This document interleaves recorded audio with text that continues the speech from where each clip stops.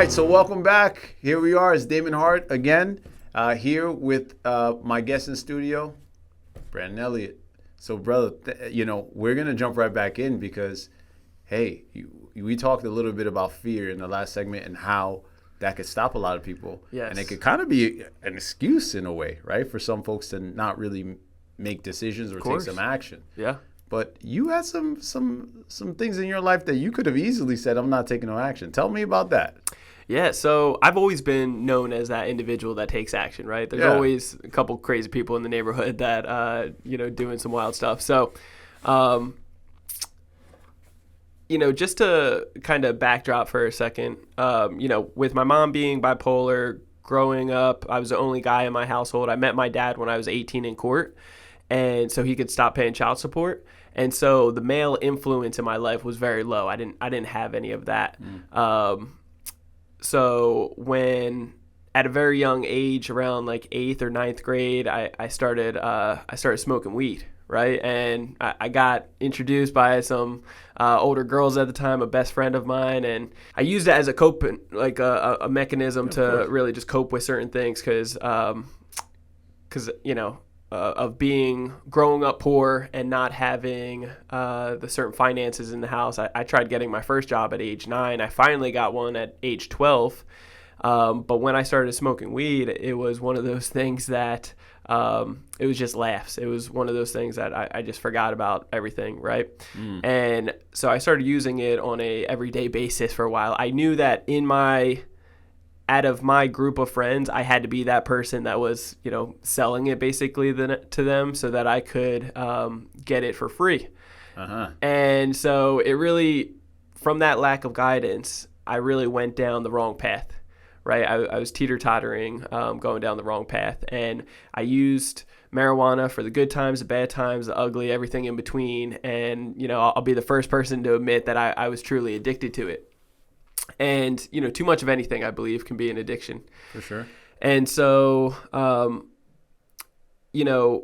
I ended up having an explosion in my apartment back in 2000. It was September 24th, 2012, or 2013, I believe.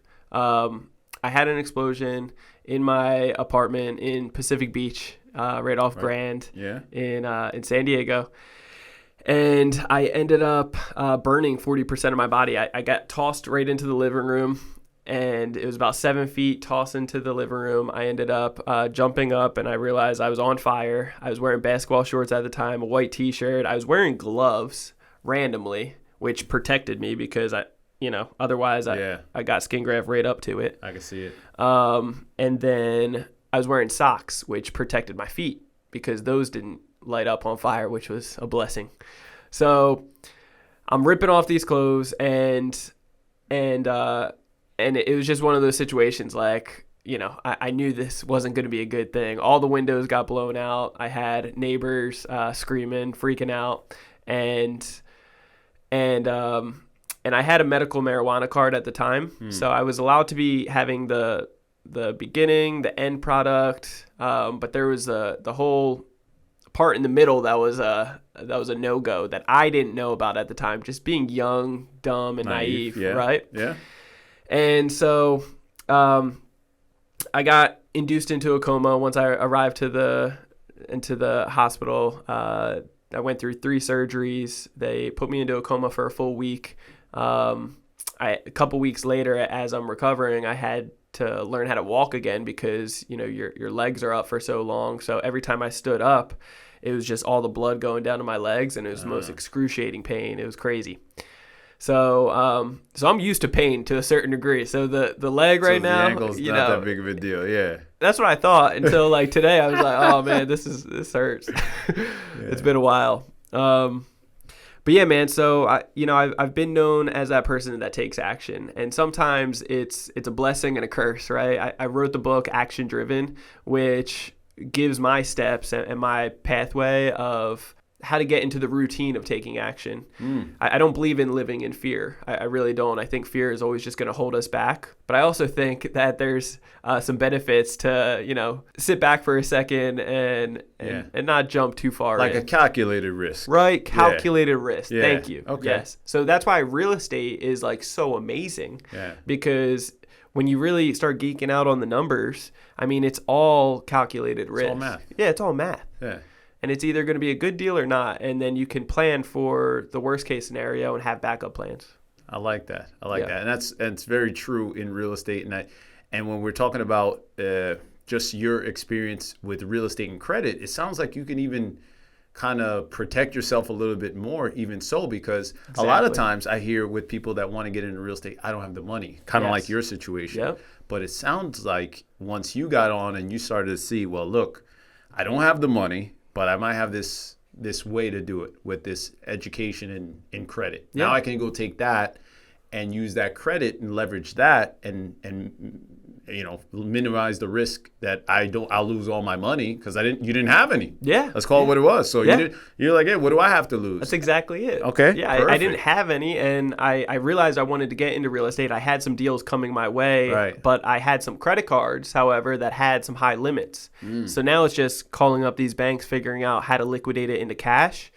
And because, I'm thrifty, you got to be calculated risk. Sure. I'm looking for that 0% interest. I'm not looking for 20, 30%. Yeah. You And so, dude, to me, that's the wildest thing. And that's part of why I felt like everybody had to hear about what you do. Because when you think of credit cards or you think of any kind of financing, right, especially in real estate, the automatic go-to is like, okay, hard money. I'm going to spend 10, 20, Sure. I'm going to spend 12% and 4 points. Yeah. Credit cards, I'm paying 24%. Yeah, you paid with credit cards? Yeah, You're kidding you're me. 30%? crazy. What are you, wild? Yeah, so you're the guy that's telling people how to get to 0% interest. Yes. And that has to be one of the best feelings in the world, isn't it? I mean, it's the secret ingredient. It's like, it's really, I just learned from the rich people doing it, right? Like, if you look at Elon Musk, if you look at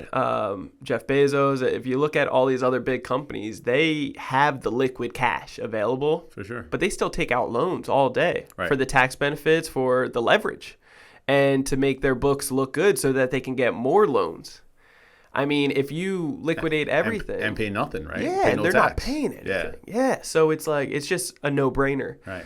So when you can really figure out the process and really set yourself up for success, then it feels really good. We've helped out thousands of people at this point with Credit Counsel Elite, the education, and I just couldn't be more proud because I've seen people, first off, breaking off a lot of negative things off their credit, but we're not like a credit repair company. We teach people how to fix, whether you're in the 800 FICO score or 300s, every single person needs a little bit of fixing. But then after that, actually being able to set yourself up to be able to get all the sign-up bonuses, get to the 800 FICO score in less than 30 days and get all this funding so that they can leverage it into true assets. I mean, a lot of people are getting started into real estate just like I did from the methods that we're teaching and doing it quick. Like it took me 2 years and like 4 hours every single day for the books, podcast, YouTube. Right. These guys are doing it in like 2-3 weeks. That's what makes you the expert, right? Like when you start out, you're like, I made every mistake there was. Of course, yeah. I made every mistake there was. I So did, when you for come and sure. ask me, I tell you, look, don't do that. Do this, don't do this, do this, and then you can still see the fear on, in their heart, and it's their first time doing it. For sure. But what's really cool about it is that, I know because I've been there, I've done it, 100%. and I know they're on the right path as long as they have a positive mindset, right? Mindset I can't teach. That's something you got to find out on your own journey. But if you have the right mindset and align with our core values and so forth, and you're really determined, then you're going to succeed with this stuff every single time. Yeah. One of my favorites. Yeah. One of my favorite things, when you say mindset and just the determination. Yeah. I tell my son all the time, he's 17, and I say, look, life to me is all about just like going cross country. Yeah. Because we're from Florida, right? Sure. And when we traveled to California, I said, look, when we were coming here, we didn't know what time we were going to get here. We just knew we were going to get from, Melbourne Beach all the way down here to California, Southern Cal. Sure. And we just drove. And I think if more people did that, we'll figure it out along the way. Exactly, and just stay on the road. Yeah. If I get tired, I'm stopping. Exactly. If we see something on the side that we want to take pictures at, let's do it. No problem. That's called Instagram, by the way. Yeah, that's right. That's right. Awesome, man. So look, we gotta jump all the way in on this thing and really get to know more about how it works and how people can. Yeah, really get into the meat and potatoes. So why don't we just take a quick break? Yeah, we're gonna come back, and then you guys stay tuned, and then we'll see you guys here back after the break, and we'll jump right back in with Brandon.